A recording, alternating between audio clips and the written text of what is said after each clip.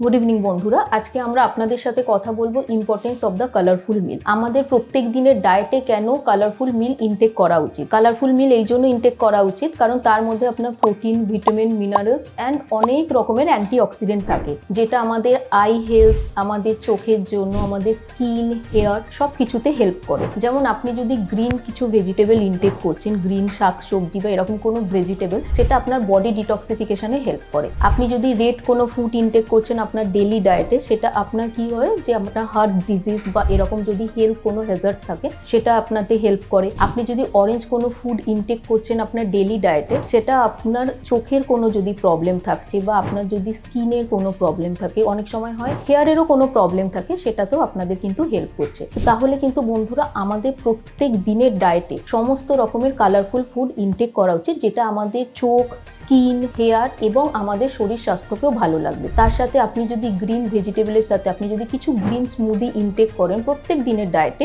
সেটা আমাদের কি করে, সেটা আমাদের বডিকে ডিটক্সিফাই করে, যেটা আমাদের শরীরকে আরো সুস্থ রাখবে। অনেকেই হতে পারেন যারা আমরা প্রত্যেক দিন ডেইলি ব্যায়াম করতে পারি না বা আমরা ডেইলি ডায়েট মেনটেন করতে পারি না, কিন্তু এগুলো যদি একটু আমাদের ডেইলি ডায়েটে একটু একটু করে মেনটেন করা হয়, সেটা আমাদের প্রত্যেককে উপকৃত করবে। তারপরেও আমরা আছি।